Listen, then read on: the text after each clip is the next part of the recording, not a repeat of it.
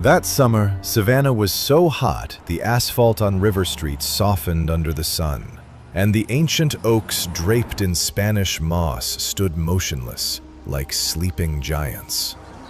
Behind a high red brick wall at the edge of the historic district, the live oak estate sat in the middle of a garden so vast a person could get lost in it.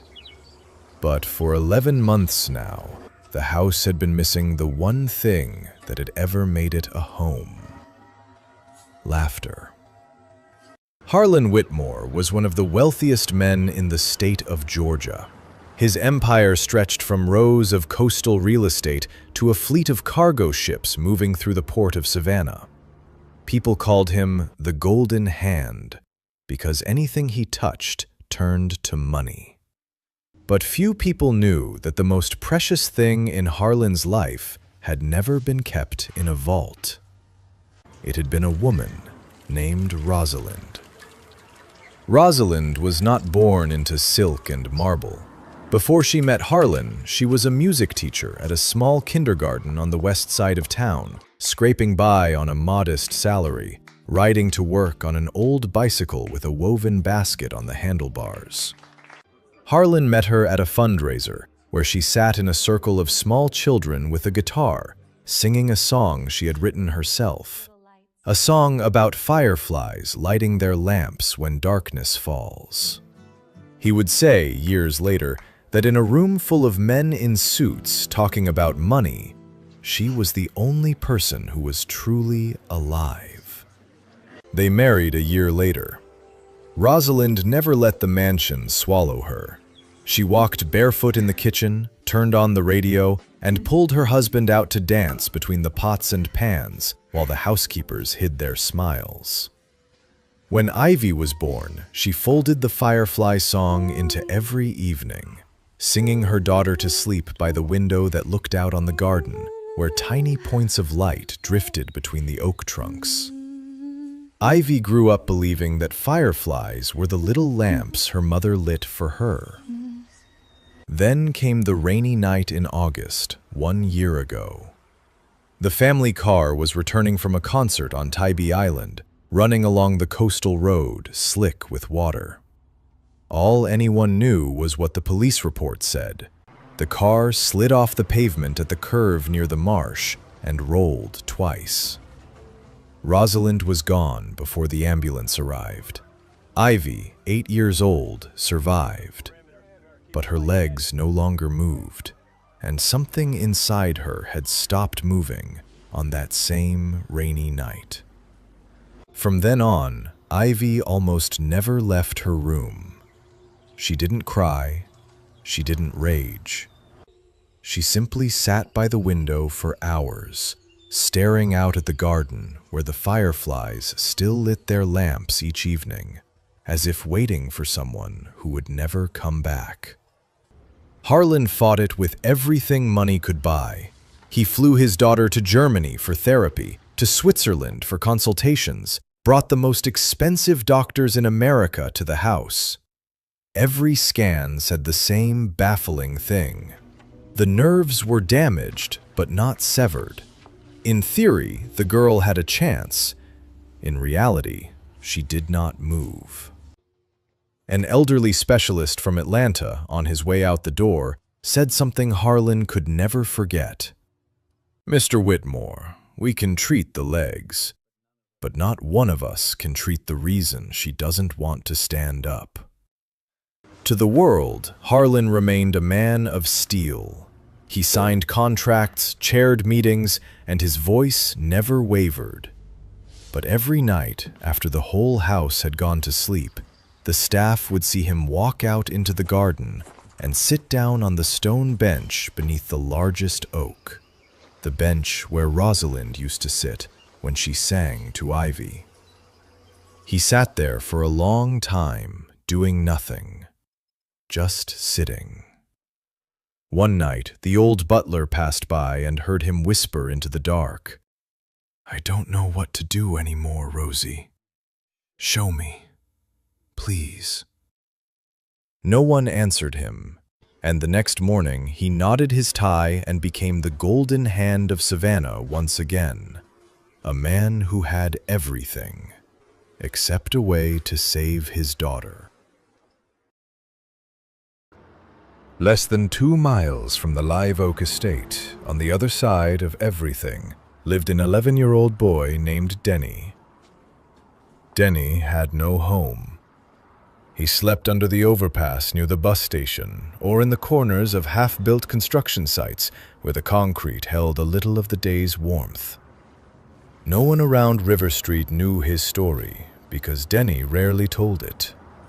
But if someone had bothered to ask, and bothered to wait, they would have heard about a cramped boarding room on the south side of town, an old radio, and a woman named Laureen. Laureen was his mother. She had been a dancer at a small nightclub, no grand stage, no colored lights, just a bar where she danced to pay the rent. But to Denny, his mother was the greatest artist who ever lived.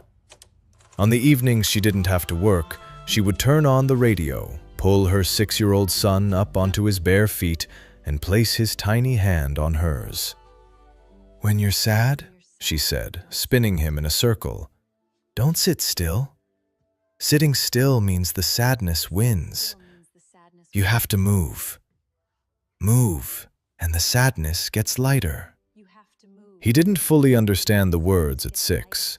He only remembered giggling, remembered the creaky wooden floor under his feet, the smell of cheap soap on his mother's blouse. He didn't know then that this one sentence would become the only thing that kept him alive. Laureen fell ill the winter Denny turned 7. The sickness came fast and cruel, as if it knew she had no money to fight it.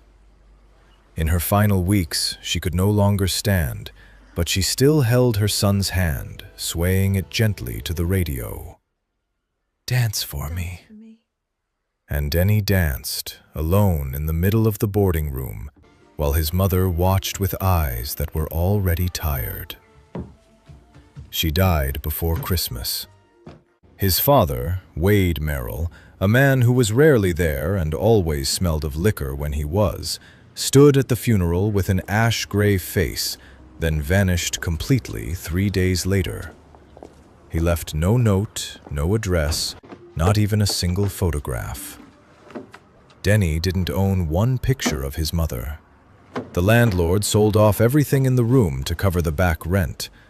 The only thing the boy carried out with him was the one thing no one could take: the dance. 4 years on the streets taught Denny lessons no child should have to learn. He learned which corners were safe to sleep on. He learned to eat fast because food left sitting was food snatched away.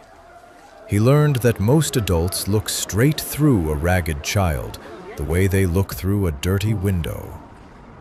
But he learned this, too. When he was too hungry to sleep, he danced. When he was chased out of a store, he danced. When he missed his mother so much his chest ached, he went to an intersection, sprang into the steps she had taught him, and sometimes people tossed him loose change. But the money was never the real reason. The real reason was that every time he lifted his feet, he could feel his mother's hand resting on his, warm, as if she had never left. The dance was the only photograph of his mother he had left, and he kept it with his whole body. On the first afternoon, Denny only meant to walk past. He was wandering along the brick wall of the Live Oak estate, looking for shade. Through a gap where last year's storm had torn open the hedgerow, he saw the garden. And in the middle of the garden, a little girl in a wheelchair. She was younger than him, pale blonde hair in a crooked ponytail, her cheek resting on the armrest, her eyes staring down at the grass. Empty. Something stirred in Denny's chest. He knew that expression. He had seen it on his own face, reflected in the shop windows he passed. It was the face of someone waiting to be seen, who no longer believed anyone would look. I know what sadness is, Denny thought. If I dance, maybe she'll laugh. He slipped through the gap, stopped a short distance from her, and without a word, began to dance. He did the silliest routine he knew, flailing his arms like a clown, pretending to slip, catching himself with maximum drama. Ivy looked up. She stared at him for about 3 seconds, then turned her face away, cheek back on the armrest, as if he were nothing but a passing leaf. Denny froze mid-move. He was used to being shooed off by adults, but being looked through by another child hurt in a different way. He quietly retreated toward the gap in the hedge, but just before he disappeared, he glanced back and caught the girl's eyes following him. 1 second, then she snapped her gaze away. Only 1 second, but for a child who had survived 4 years on scraps, 1 second was a feast. On the second afternoon, Denny came back. This time he was prepared.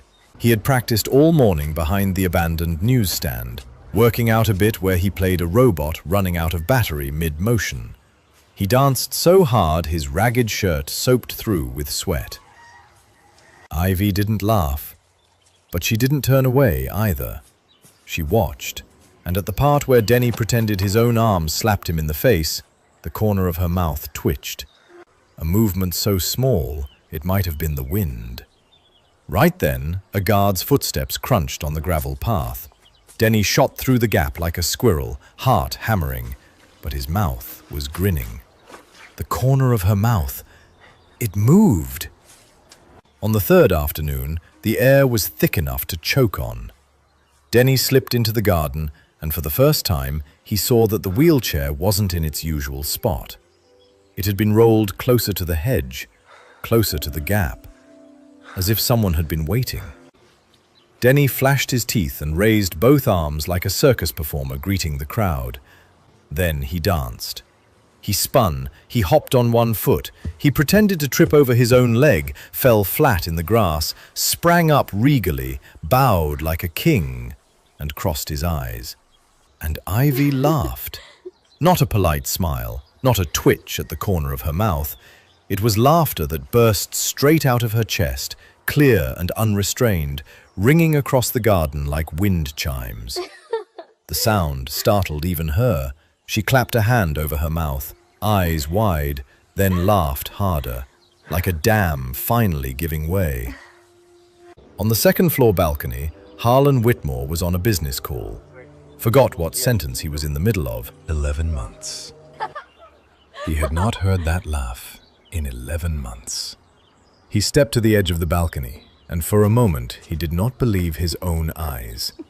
His daughter was laughing, clapping, her cheeks flushed pink. And the source of it was not medicine, not therapy, not anything he had ever bought. It was a barefoot boy in ragged clothes, dancing in his garden. Harlan's first reaction was the familiar anger of a father who had been hurting too long. Who is that kid? How did he get in? Where's security? What if he's dangerous? His hand was already on the railing, his mouth already open to shout. But then he looked at Ivy. Her back, the back that had been curled forward for months as if under an invisible stone, was straightening. Her hands were clapping with a life he had thought was gone. Slowly, Harlan closed his mouth. He stepped back behind the marble column and did something the golden hand of Savannah had never done in any deal of his life. He stood still, and he watched. Harlan Whitmore had not become a billionaire by trusting people after one afternoon. That night, he called his head of security into the study. "There's a boy who's been sneaking into the garden for 3 days," he said. "Don't stop him. Find out who he is." 2 days later, a thin file lay on his desk, Thin because the life of a homeless child leaves very little paperwork. Name: Denny Merrill, age 11. Mother deceased 4 years ago. Father gone, whereabouts unknown. No school records since 2nd grade, no arrests. A vendor at the bus station said the boy danced for spare change and mentioned one strange thing. On the days he earned well, he bought bread and split it with 2 smaller kids who slept under the same overpass. The boy's hungry, the vendor said, but I've never once seen him eat before the little ones did. Harlan read that line twice. Then he closed the file and decided to do what he did with every partner before signing a major contract. He tested. The next afternoon, when Denny slipped through the gap in the hedge as usual, he saw something strange on the stone table in the middle of the garden. A silver music box, its lid inlaid with a delicate pattern glittering in the sun. The kind of thing that would feed a person for a month at any pawn shop. Next to it, a fat leather wallet, as if someone had forgotten it there. Denny looked at the 2 objects. He knew what they were worth. 4 years on the street had taught him to appraise anything in half a second. He also knew the hunger growling in his stomach, because yesterday he had eaten only half a loaf of bread. He walked around the table, went to Ivy, and began to dance.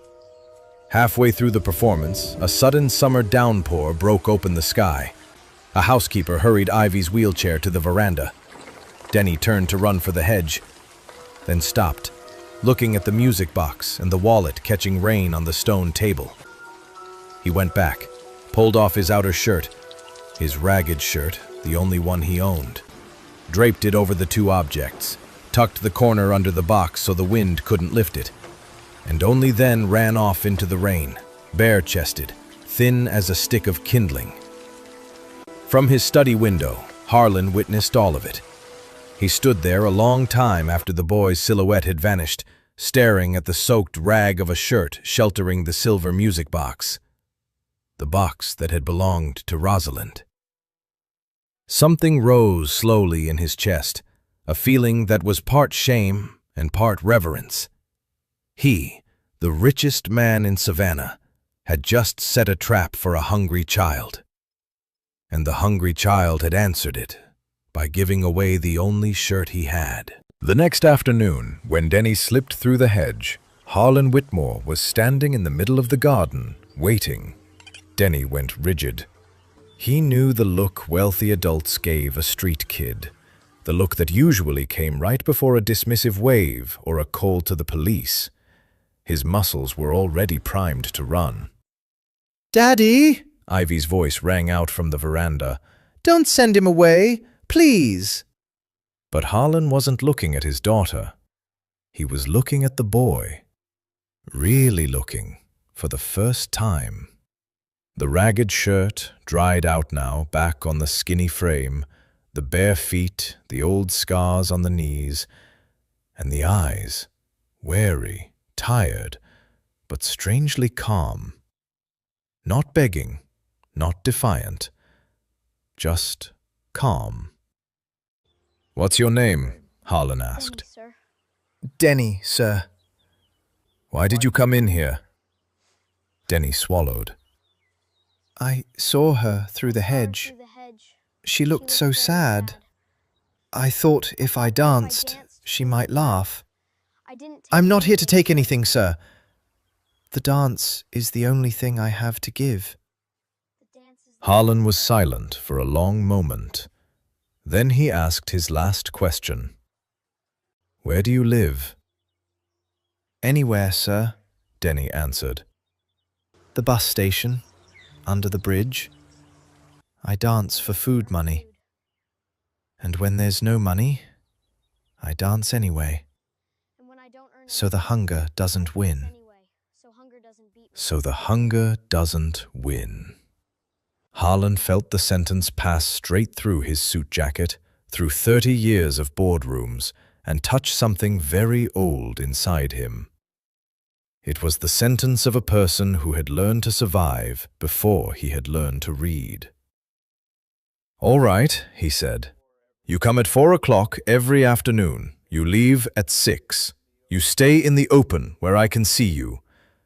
And before you go, you eat a meal first." Denny blinked, not sure he had heard right.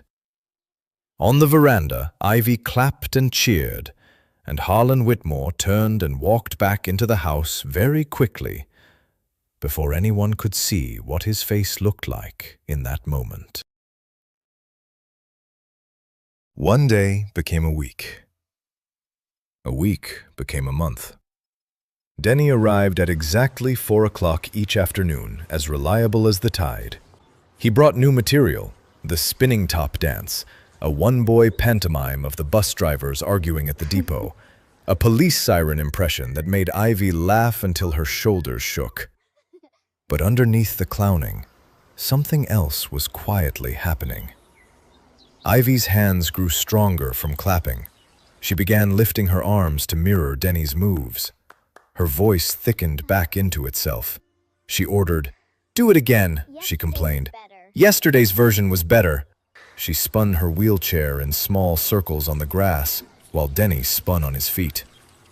And one afternoon, Harlan, who now always found a reason to work at the table on the veranda, saw his daughter's toes flex faintly inside her canvas shoes. He said nothing. He was afraid that if he called the miracle by its name, it would dissolve. At the next scheduled checkup, the doctor looked at Ivy's reflex measurements and then took off his glasses, something he had never done in any previous visit. "Mr. Whitmore, let me be plain. Your daughter's motor nerves were damaged in the crash, but they were never severed. For almost a year, the problem hasn't been in her spine. It's been that her brain stopped sending commands to her legs. After a shock like that, the mind can lock itself down, out of fear, out of grief, out of things no scanner can see. But the signals are coming back now. I don't know what you're doing at home, but whatever it is, don't stop. This is not a miracle. This is a little girl giving herself permission to live again." The first milestone came on an afternoon of slanting sunlight. Denny was doing his slow-motion routine, moving as if the air had thickened around him, and Ivy laughed so hard she forgot to hold the thin blanket on her lap. "Wait," she said suddenly, breathless. "Let me try something." She set both hands on the armrests of the wheelchair. Her face tightened. For one heartbeat, nothing. Then her shoulders rose, and slowly, trembling, her hips lifted off the seat, 1 finger's width, then 2. "1," Denny whispered, eyes wide. "2," Harlan counted, walking down from the veranda without realizing he was walking. 3. Ivy sank back into the chair, panting, and smiled, her eyes wet. The silence that settled over the garden was unlike any silence of the past 11 months. It was the kind of silence that comes after a prayer has been answered in a way no one expected. But not everything inside Ivy was getting lighter. There were stones that lay deeper than her legs. One afternoon before Denny arrived, Harlan found his daughter sitting motionless by the window, a photograph of Rosalind on her lap. He was about to withdraw quietly when Ivy spoke, so softly he almost missed it. "Daddy, I'm starting to forget Mama's voice." Harlan went still in the doorway. "I try to remember how she sounded," the girl went on, eyes still on the photograph. "but it keeps fading, like a radio losing its station. And Daddy," her small shoulders began to shake. "that night, Mama was in the front seat. I was in the back. I lived. She didn't. Why me, Daddy? It should have been Ivy." Harlan dropped to his knees in front of her so fast his kneecaps cracked against the wooden floor. He took her small shoulders in his hands, and for the first time since the funeral, the steel voice of Savannah broke. "Listen to me. You are not alive because you took something from your mother. You are alive because in the very last second, she turned around and wrapped herself around you." The police told me her seatbelt was unbuckled. She chose that. Do you understand? It was the last thing she ever did in this world. And she would never want you to carry guilt for the gift she gave you. Ivy cried. Really cried, for the first time since the funeral. Not the silent tears by the window, but sobbing, gasping, crying the way an 8-year-old should have been allowed to cry 11 months ago. And Harlan held her, let her soak the shoulder of his shirt, understanding at last that her legs had never been the deepest wound. What he did not yet know was that the dancing boy out there carried the very same wound, and that he would be the one to find the medicine no doctor could prescribe. That Saturday afternoon, Harlan invited Denny to sit with him in the garden. For the first time, the boy was not asked to dance. He was asked to tell. And Denny told, haltingly at first, because no one had ever asked about him, about the boarding room, the old radio, the dancer mother, the sentence "sitting still means the sadness wins," the father who vanished after the funeral. "Every time I dance," he said, his voice catching at the end, "it's like her hand is still holding mine.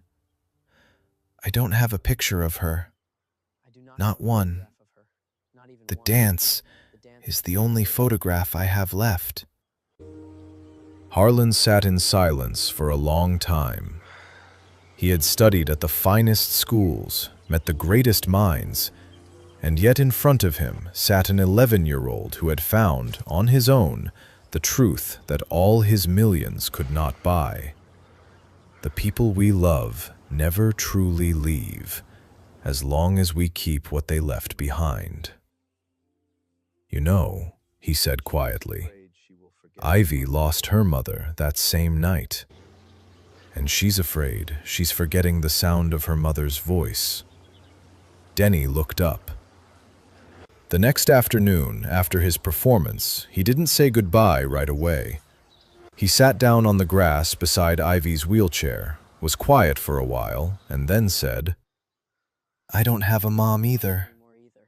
Ivy's head whipped around, eyes wide. "Are you scared of forgetting her?" he asked. Ivy nodded, her throat closing. "Me too," Denny said. "But you know what I do? My mom taught me to dance. So every time I dance, she comes back. You should find something too, something your mom used to do, and do it every day. Do it forever. Then you'll never forget."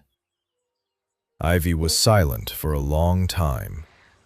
Then she said softly, "My mama used to sing a song she wrote herself about fireflies." "Then sing it," Denny said. "Sing it every night. Think of it like lighting a lamp so she can find her way back."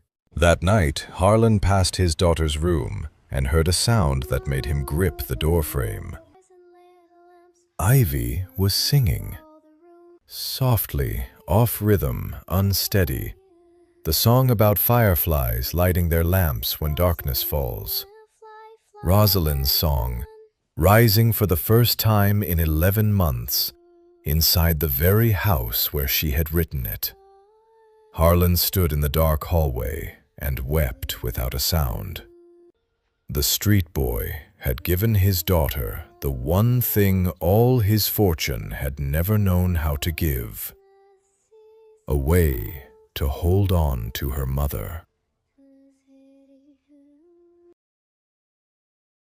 There was a secret in the live oak estate that Denny discovered by accident. That evening, he had left later than usual. The old butler had kept him back to mend his torn shirt. As he cut across the garden toward the gate, he saw a figure sitting on the stone bench under the great oak. It was Mr. Whitmore, sitting alone in the dark, his back bowed in a way it never was in daylight, talking to no one at all. "She's singing again, Rosie. Your song. She's singing again, Rosie. I wish you could hear it." Denny stopped dead on the gravel path. He knew he should keep walking, pretend he hadn't seen. Adults did not like being caught in their weak moments. 4 years on the street had taught him that. But there was something else his mother had taught him long before the street. He walked over and sat down on the far end of the stone bench. Harlan flinched, straightened his back at once, put his daytime face back on. "Denny, why are you still here?" "Sir," Denny said, not answering the question, "do you sit on this bench every night?" Harlan was silent. Then, perhaps because darkness makes every confession easier, he nodded. This was her place. She used to sit here and sing to Ivy. Denny nodded slowly, the comically solemn nod of an 11-year-old. Then he asked, "So, do you ever move with the sadness, sir? Or do you only ever sit still with it?"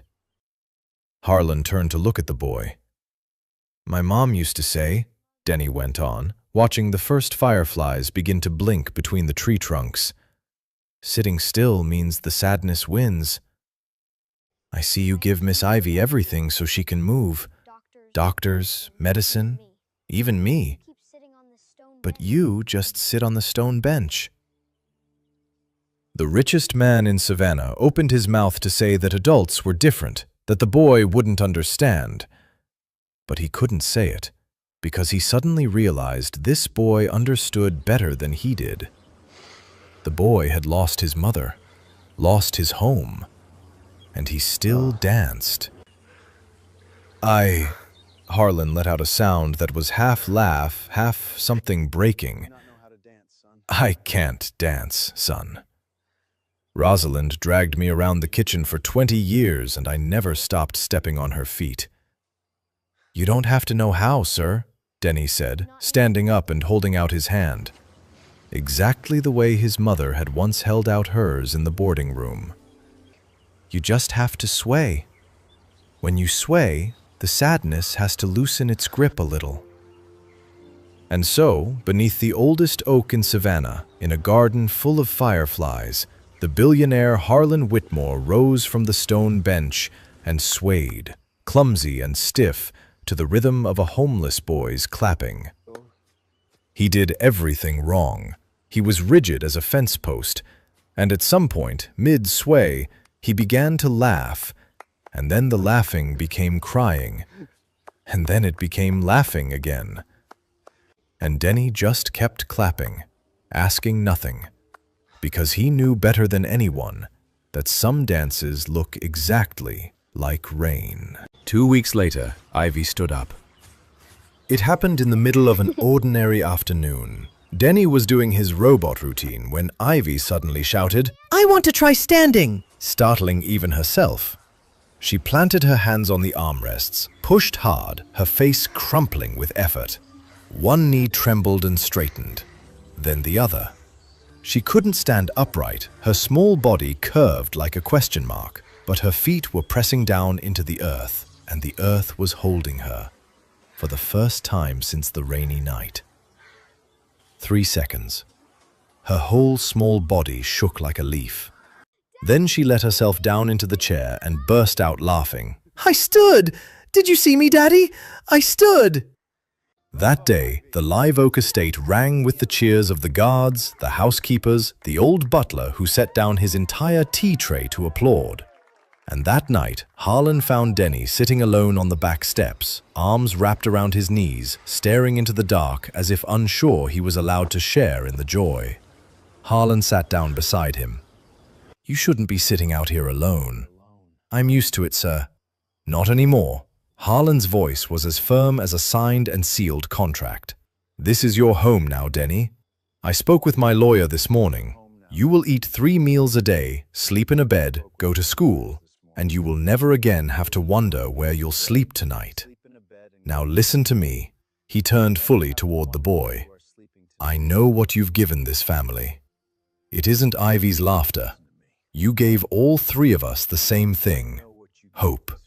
And a person who brings hope is not a guest. That person is family." Denny couldn't speak. His throat locked, and for the first time in 4 years, he let his tears fall in front of an adult. Because for the first time in 4 years, he believed the adult would not use them to hurt him. The news spread through Savannah within a week. Billionaire Whitmore takes in street child. Headlines flared, neighbors whispered, a few business partners called with veiled remarks about the company's image. Harlan brushed them all aside. Only one man made him sit down and listen. Curtis Pruitt, an old friend from their early days hauling freight at the port. "Harlan, I'm not saying this for the sake of your image," Curtis said, lowering his voice, and something in his eyes made Harlan go quiet. "You know how I grew up. Foster homes. One after another. When I was 10, a family took me in. 2 years. I called them Mom and Dad. Then they gave me back, like returning merchandise that didn't fit. Do you know what that does to a child? It's worse than never being chosen at all. So I'm asking you one thing. Don't give that boy hope unless you're certain you'll keep him. If the day comes when Ivy is well again and you decide the boy has served his purpose, you will destroy him in ways you can't imagine." Harlan was silent a long time, because this was not selfishness. This was a 40-year-old wound speaking. "Curtis," he said at last, "thank you for telling me the truth. But you're wrong about one thing. I'm not the one giving that boy hope. He gave it to me. And a man does not return the thing that saved his life." Curtis studied him for a long moment, then nodded. "Then don't ever prove me right, Harlan. For the rest of your life, don't prove me right." That November, the Live Oak Estate held its first Thanksgiving since the accident. The long table was laid with white linen, a golden roast turkey, and 2 special chairs. The first, at Harlan's right hand, sat empty, with Rosalind's place fully set, as it had been every year of her life. The second was brand new, placed beside Ivy. "This house has one rule," Harlan said when Denny hesitated in front of the new chair. "The table is allowed to grow longer, but no one's place is ever taken away." Denny sat down, looked at the empty chair of a woman he had never met, then at the faces around the table. And he understood something about this house. It did not fill its empty spaces by forgetting. It filled them by loving more. Magnolia Prep was one of the most prestigious schools in Savannah. Cream-painted walls, a courtyard shaded by magnolia trees, students in crisply ironed uniforms and polished shoes. The night before his first day, Denny sat in his room, staring at the new uniform folded on the chair. His fingers ran over the stiff fabric, the finest cloth he had ever touched. But his stomach held only a knot. What if I do not fit in? What if I don't fit in? What if they see what I really am? Harlan knocked and came in. He sat down on the edge of the bed. "Denny, I won't promise you it will be easy. There will be whispers, there will be kids who test you. But hear me, you don't have to prove you belong there. A boy who dared to dance at an intersection to beat back hunger belongs anywhere he chooses to stand. And if there's ever a moment you feel small, remember, even kings were once children nobody believed in." The first weeks were harder than Denny had imagined. In class, he answered honestly, and a few kids mimicked his bus station accent.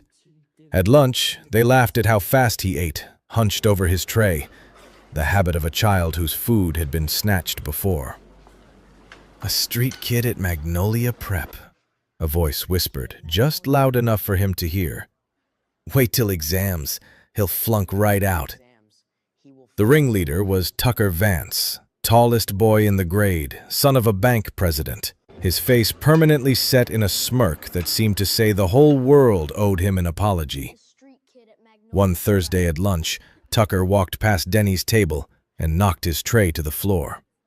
The whole table roared. Denny knelt and picked up the food piece by piece, his hands shaking.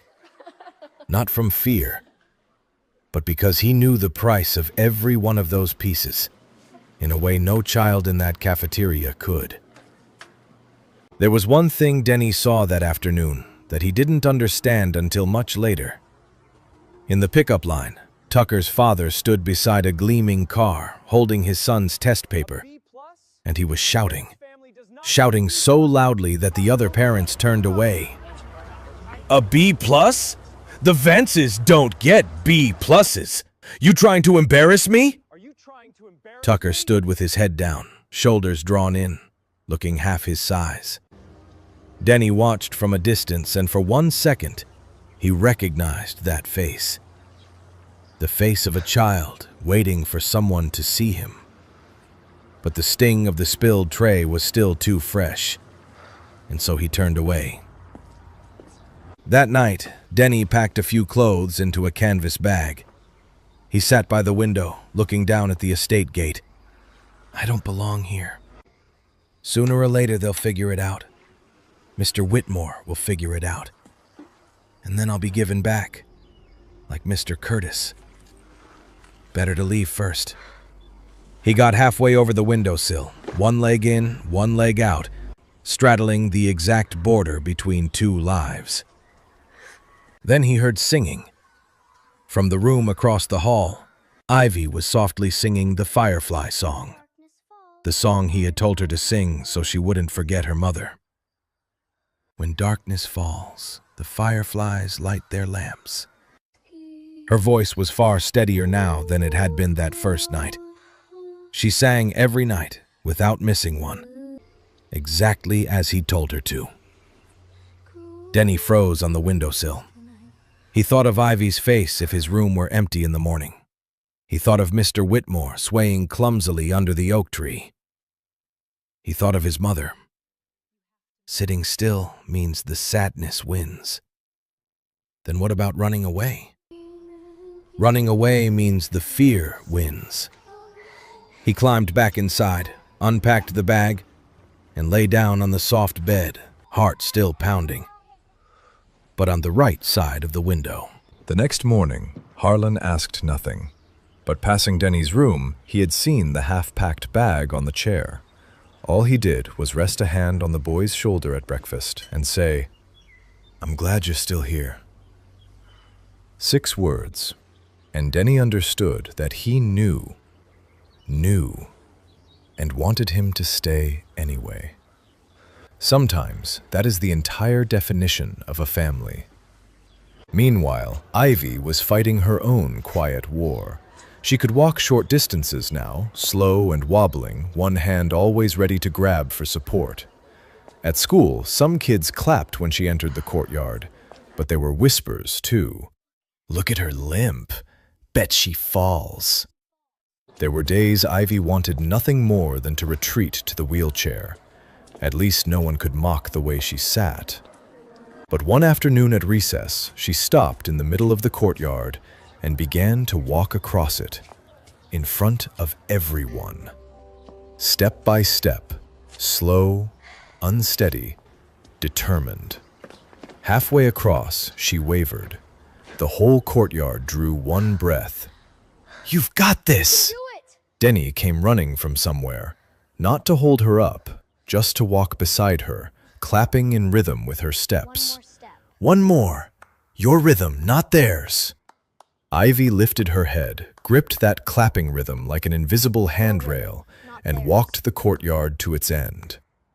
When her palm touched the far wall, the whispers had died completely. A few kids began to applaud.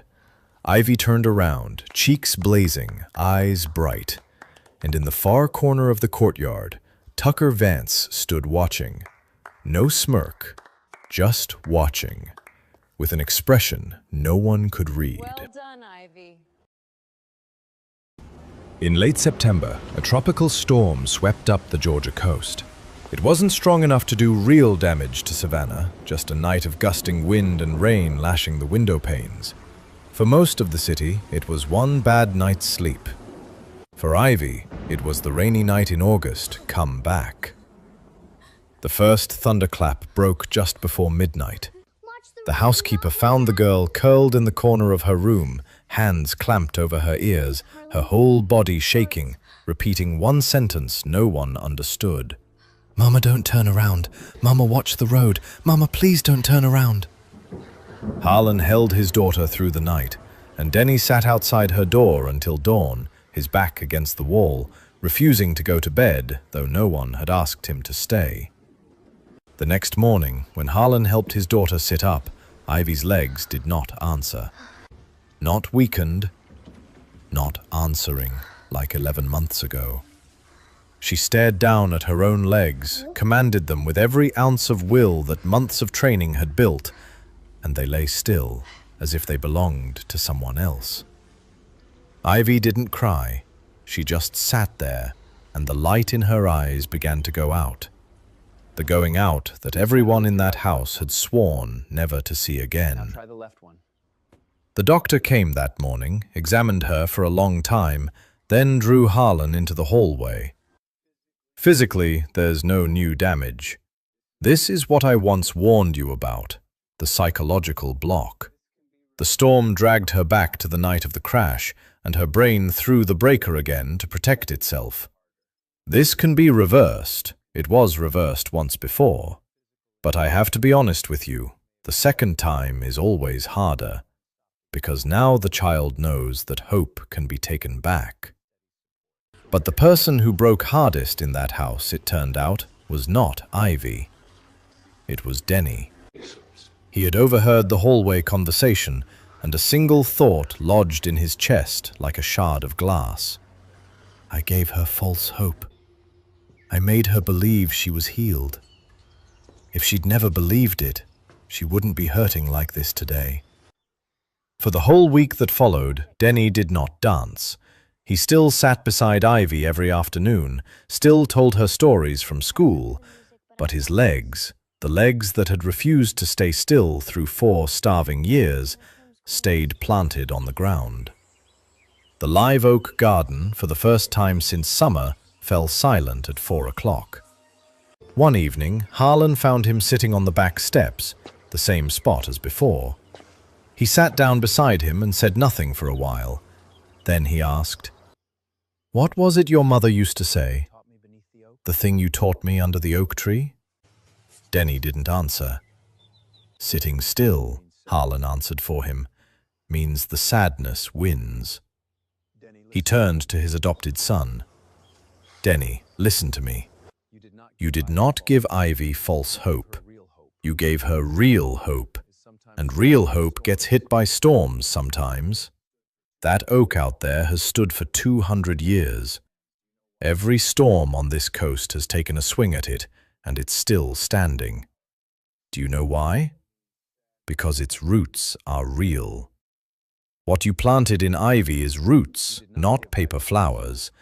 So what's your plan now? Sit still beside her and let the sadness beat you both?" The answer didn't come from Denny. It came from the veranda door behind them, where Ivy had been listening from her wheelchair for who knows how long, having pushed herself out with her own 2 arms, the arms that months of clapping had made strong. "Denny," she said, her voice small but steady. "Let me tell you about that night. I've never told anyone. Not even Daddy." And in the garden of the fading afternoon, Ivy told. About the rain drumming on the roof of the car. About the windshield wipers swinging back and forth like a metronome. About her mother in the front seat, turning her head around to sing the Firefly song to her, getting as far as the middle of the line. When darkness falls, the fireflies light their lamps. When headlights from the curve blazed straight through the glass. About the shriek of the tires. and about the last thing she saw before the world turned over. Her mother punching the seatbelt loose, twisting her whole body around, arms flung wide to wrap around her. No time to say a word, but her mother's face, in that tenth of a second, held no fear at all. Her mother's face held one single thing: the determination to reach her child. For a whole year, I thought Mama died because of me, Ivy said, tears running but her voice pushing forward. The night of the storm, I saw it all again, and my legs died again. But sitting still these past days, I kept thinking and thinking, and I figured something out. Mama didn't die because of me. Mama chose me. In the last half second of her life, she got to choose one thing, and she chose to hold me.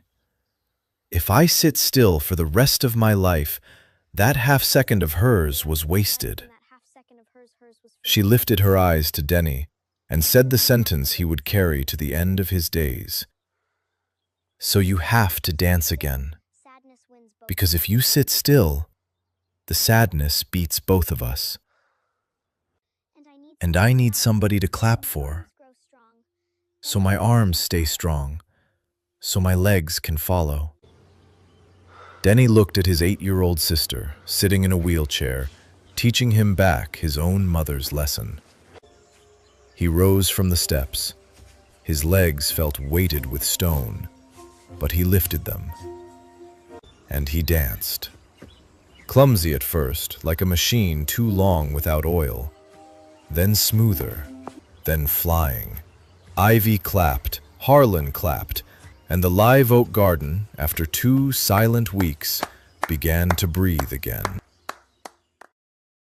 The poster appeared on the Magnolia Prep announcement board in the first week of November. Winter Talent Showcase, Dance Category. Sign up by Friday. Denny had signed up before the storm, and during the dark days he had quietly crossed his own name off the list. Now he stood in front of the board, pen in hand, and wrote his name again, right over the strike-through. The second signature was darker than the first. From that day on, the live oak garden became a rehearsal stage, and Ivy became the toughest coach in the state of Georgia. Again, no, wider on the spin. Slower here, like the day you danced for Daddy. She commanded from the wheelchair, and alongside Denny's rehearsals, she ran her own physical therapy sessions that this time no one had to coax her into. In week 3, her hips lifted off the seat again. 1, 2, 3. In week 5, her knees straightened. Slower than the first time, and it hurt more than the first time. But this time, every inch she won belonged to her, and nothing could take it back. And Denny wasn't rehearsing clown routines anymore. He began working his mother's real steps into the piece, the fluid moves Laureen had done in the boarding room, a choreography with no name and no school, made of nothing but breath and memory. I want to bring Mom onto the stage, he told Ivy, but I don't know what music fits. Her music lived in the old radio, and the radio's been gone for years. Ivy tilted her head, quiet for a moment, like someone slipping a secret into her pocket. Denny's 12th birthday fell the week before the showcase, the first birthday of his life with a cake on the table. After he blew out the candles, Ivy rolled her chair over and laid a flat parcel on his lap, wrapped clumsily in brown paper. I've been working on this forever, she said, suddenly shy. If I got anything wrong, don't be mad, okay? Denny peeled back the paper. Inside was a picture frame, and inside the frame, painted in watercolor, was a woman dancing in a small room, hair tied low, bare feet on a wooden floor, one hand extended forward as if inviting someone in, and beside the bed, an old radio. It's your mom, Ivy said. I didn't have a photo, So I painted her from your words. All those months I kept asking you things. Did she tie her hair high or low? Which side of the room did she stand on? What color was the radio? You thought I was just being nosy, right? I wrote it all down. You said you didn't have a single picture of her. Now you have one. Denny sat motionless for a long time, his finger hovering over the glass, not daring to touch it, as if the image might dissolve. He, the boy who had given this house so much laughter, realized for the first time that he was also someone who could be given to. He couldn't manage a thank you. He just pressed the frame against his chest and dropped his head, and the family let him cry, because some tears are the ribbon-cutting ceremony of a home. The night of the showcase arrived. The Magnolia Prep Auditorium blazed with light, every row packed with parents. In the wings, Denny's hands were ice. Ivy, walking short distances now but seated safely in the front row tonight, had drilled him since the afternoon. Close your eyes. Think of the garden. Just you dancing and me clapping. Next up, Denny Whitmore. The whispering started instantly. That's the street kid. What's he doing here? Denny stepped into the ring of light. The music began, and he froze. Not because he'd forgotten the routine, because in that sea of light and unfamiliar faces, he suddenly could not find his mother. The boarding room would not appear. The hand would not appear. 3 seconds passed. 5. The whispers rose like water. What is he doing? At the judges' table, someone had already picked up a pen. Then, from the front row, a sound lifted into the air. And it was not applause. It was a voice, singing. Ivy was gripping the back of the seat in front of her, pulling herself up onto her feet, her trembling legs bearing her weight before 400 people. And she was singing. No microphone, no accompaniment. Just a child's voice, ringing through an auditorium that had gone rigid. When darkness falls, the fireflies light their lamps. Rosalind's song. The sound technician, by some instinct, eased the backing track down. And on the stage, Denny opened his eyes. He no longer saw the auditorium. He saw 2 mothers, one living in the song, one living in his own legs. And he began to dance Laureen's dance to Rosalind's melody. The steps of a poor boarding room flowing into the song of a wealthy garden. 2 women who had never met in life, now meeting inside the 2 children they had left behind. He danced slowly, fluidly, one hand extended forward as if inviting in someone invisible, the exact posture of the woman in the watercolor painting. The auditorium was silent as snowfall. This was no longer a street kid's talent act. This was 2 children speaking at the same moment to 2 mothers who had died. One child with her voice, one with his feet. When the last note faded, the silence held for one more breath. Then the auditorium detonated. The first person on his feet, clapping, before even the judges, was Tucker Vance. Denny won the showcase. But the trophy was not what he would remember most about that night. What he would remember happened in the corridor behind the auditorium, when Tucker stepped into his path, and instead of the smirk, the boy stuck out his hand, as if the arm weren't used to the motion. "The tray, back then," Tucker said, eyes on his shoes. I'm sorry."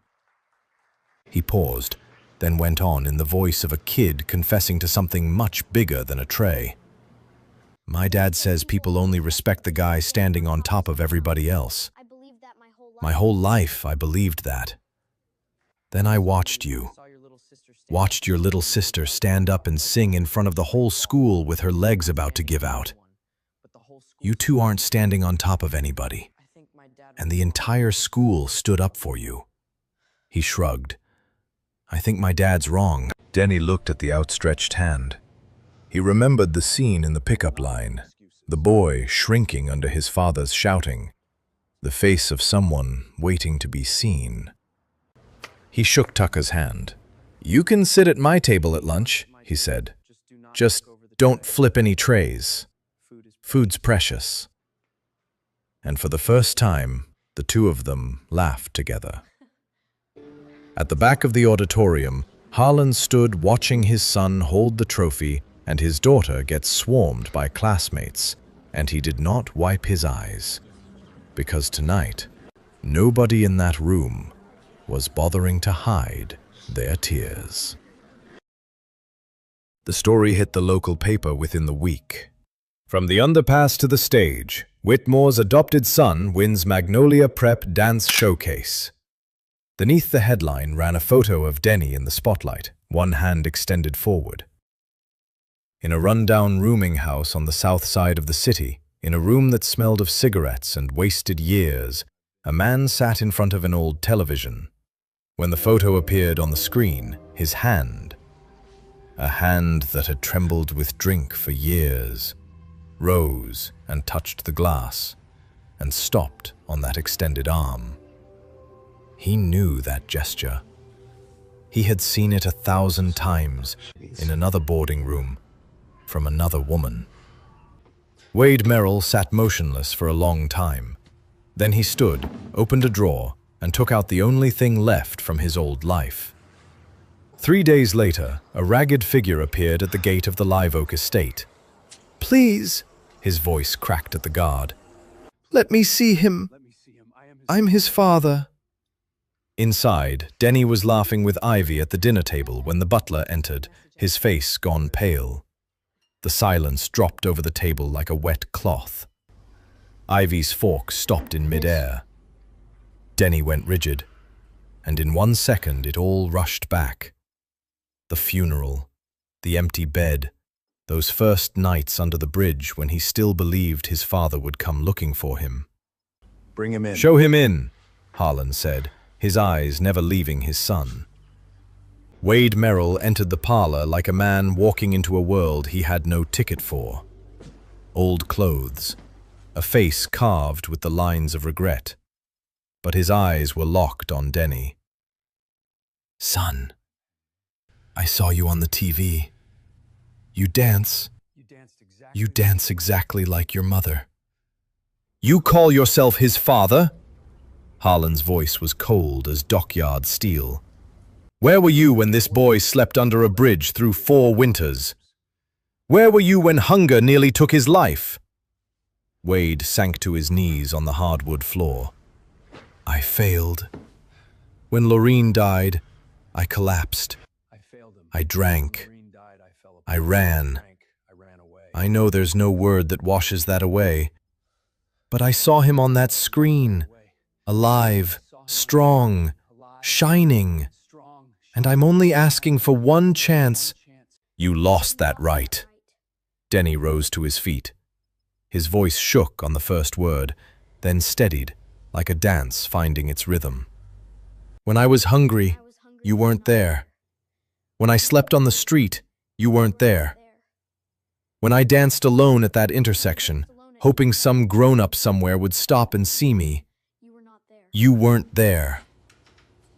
Ivy had made her way to his side without anyone noticing, her steps slow but sure, and she took his hand.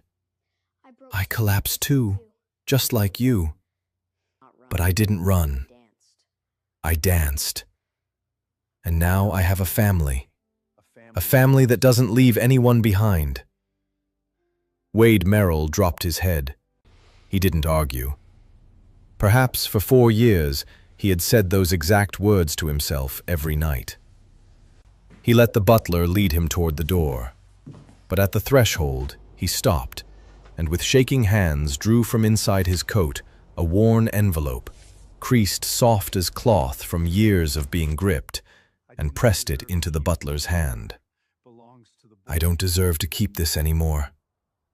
It belongs to the boy." That night, alone in his room, Denny opened the envelope. Inside was a photograph. The only photograph. Laureen Merrill, younger than he ever remembered her, dancing in the boarding room, hair tied low, bare feet on the wooden floor, one hand extended toward whoever held the camera, and in the right corner, beside the bed, an old radio. On the back, in a man's crooked handwriting, "Laureen, that spring. Never stop dancing." Denny carried the photograph to his desk and set it beside Ivy's watercolor. And he broke down. 2 pictures, one captured by a camera, one painted by a little girl from spoken words, identical down to the smallest detail. The angle of the hand, the tied-back hair, the position of the radio. Ivy had painted it right, uncannily right. Not through any miracle, but because Denny had remembered his mother with perfect precision for 4 years, with his entire body. The dance had never let her fade by a single line. He did not forgive his father that night. A 4-year wound does not close in one evening. But as he stared at the crooked handwriting on the back of the photograph, "Never stop dancing," he understood one small thing. The man had once loved the woman in that picture, had kept this photograph through 4 years of liquor and squalor, and had never sold it, even on the days he must have gone hungry. A seed was planted that night. It would need many years to sprout, but it was in the ground. Time at the Live Oak Estate passed like firefly seasons. 1 season a year, each one laying down another layer of light. Ivy grew up, and her legs grew up with her. The wobbling steps became steady ones. The steady steps became morning jogs around the garden with Denny, who always pretended to lose on the final lap, and she always knew, and they both always kept up the act. Every night, Ivy still sang the Firefly song, her voice confident now and true to the beat. She never again forgot her mother's voice. The song had become a keeping box, and every singing was a lifting of the lid. Denny studied so hard he regularly fell asleep face down in open books, and Harlan would carry him to bed like a much smaller child, and on those nights, the steel man of Savannah always lingered an extra minute at the bedside, just to look. Denny still danced every day. The photograph of his mother and Ivy's painting hung side by side on his wall, and before every exam, every milestone, he stood in front of the 2 images for a moment, as if asking permission. And Harlan changed in ways his acquaintances could not explain. He still went out to the stone bench every morning. He still talked to Rosalind. But now he told her the good news. Denny's grades, Ivy's running distances, the turkey they'd burned last Thanksgiving. The grief never disappeared. It simply learned how to sway.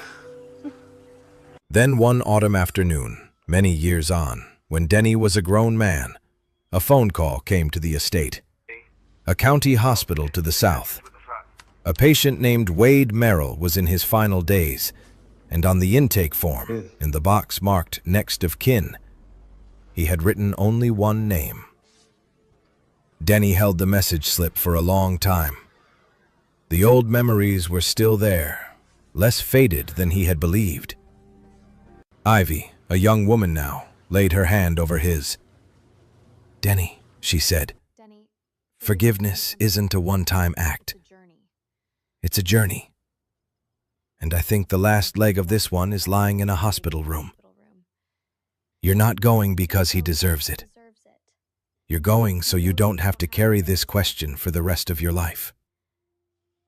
The hospital room was small and sharp with antiseptic. On the bed lay Wade Merrill, white-haired, wasted, his breath thin as paper. His eyes opened when the door cracked, and when he recognized the man standing there, they flooded instantly. "Son, I have nothing to give you. Never did.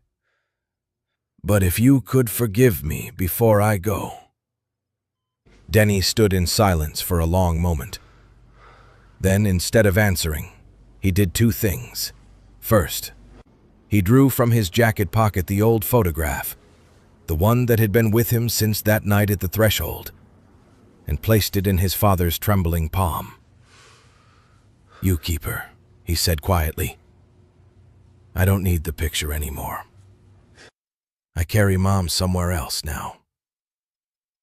Second, right there in the cramped hospital room, Denny began to dance.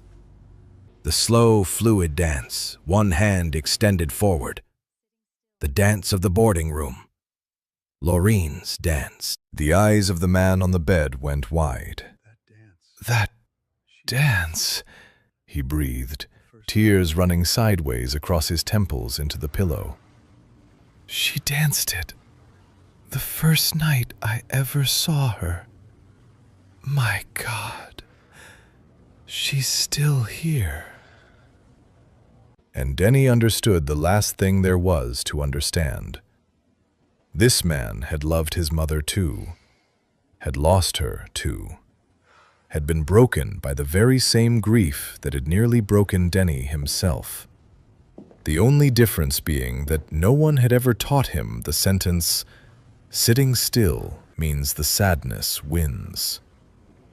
He had sat still, and the sadness had beaten him completely for an entire lifetime.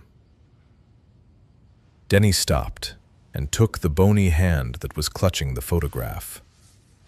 "I've carried this anger a long time, Dad," he said. "Today, I'm setting it down.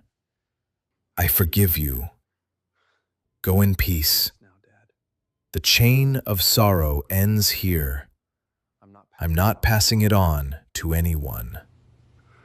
Wade Merrill wept quietly, his fingers closing around his son's hand and the picture of his lost wife.